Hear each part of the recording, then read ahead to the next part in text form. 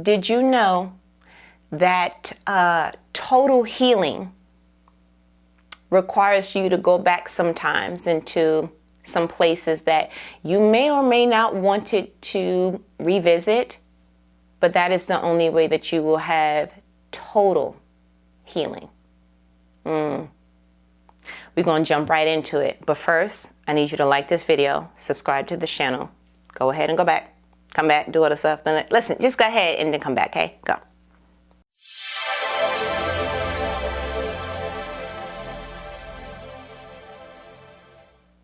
Childhood trauma. Yes, let's get into it. Because let me explain something to you. The more that you peel back the layers of your life, the more that you go ahead and just open up the closet to realize there's no boogeyman, the more that you shine the light on what's going on underneath the bed and, oh, okay, so the boogeyman's not there either. The more that you peel back the curtains and see, oh, that wasn't something scary tapping on the window. It was actually a silhouette of a tree mixed with the wind and all the things. Pretty much the more you shine the light on the thing that was supposed to be taboo, the thing you were not supposed to talk about, that you feel a little bit inferior about, the more you do that, do you understand the more powerful you become? The more powerful you become. And so what is the purpose of this thing called life? For you to dominate, for you to have the dominion that God said to do, for you to create, to multiply. But let me explain something to you. You cannot continue to just put things under the rug, to lock the door and don't look, to kind of just don't go in that particular square footage of your soul and then continue to live life thinking that that is actual optimum living. That's not. And so we're going to do the work to have total healing.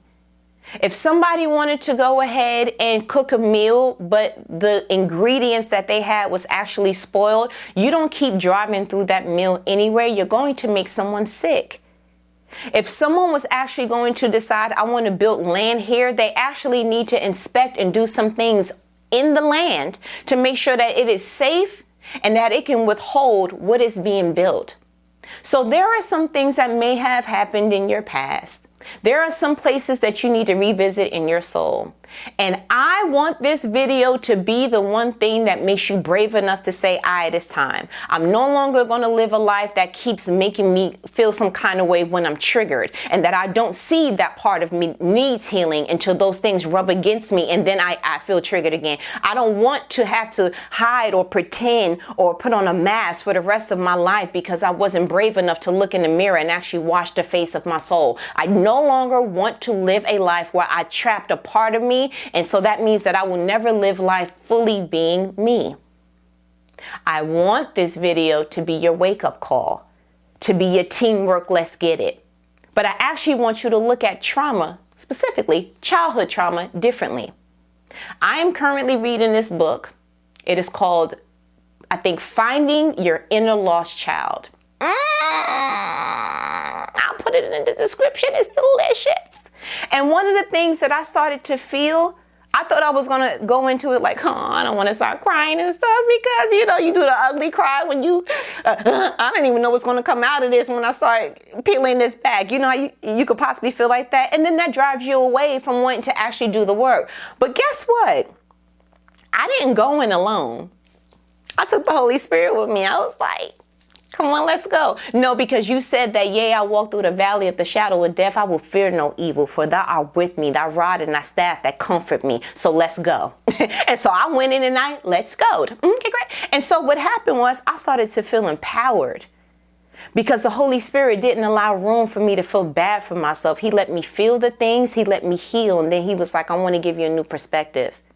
I started feeling like I was in good company. I was like, wait a minute. Because childhood is the most impressionable thing that you can have until your brain is fully developed around 25 or so, right? And so what crafty way it would be to try to kill something before it even started. To try to go ahead and kill your identity, your self-esteem, your self-worth, whatever it is, right? And while that's crafty, God got something for the enemy.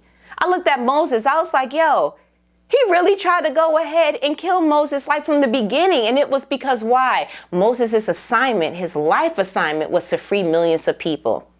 He really went ahead and tried to do something to have Jesus killed, to the point that they didn't know when he came. So they was just like, kill every boy under the age of 2.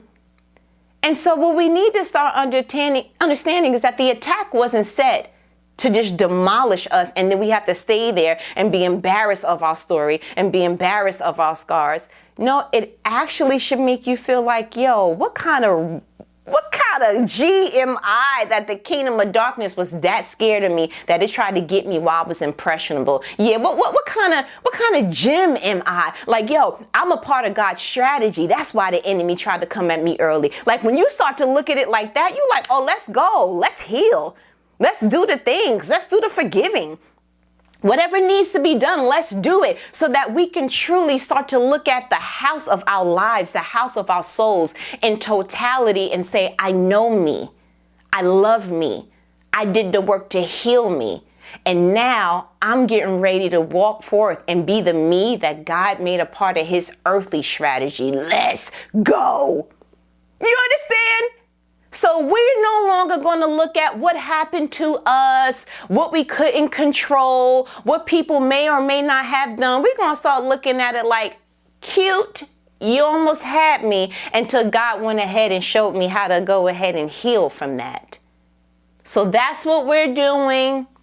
We're healing from the things. We're turning on the light. The boogeyman doesn't exist. The scars may be there. Jesus has his, right? But he's not stuck there. I wish I could throw up a gang sign. I don't know them, but I feel like, you understand, like, who won it? Who won it? I'm getting ready to do bicep curls in the soul. Who won it? You understand? And so that now I'm rocky in the spirit. I'm rocky in my soul. And in totality, I'm healed. And that's healthy living. And that's abundance. I feel like God already spoke to you, so I'm going to go ahead, and while you're feeling this judge, listen, my challenge to you, be brave enough to go ahead and turn on the light in that soul. Be brave enough to do it so that we can go ahead and start decorating it. So we can go ahead and start getting the square footage we deserve in life. You understand? Nothing holds us back. Not no more. Not after this video. You heard? All right.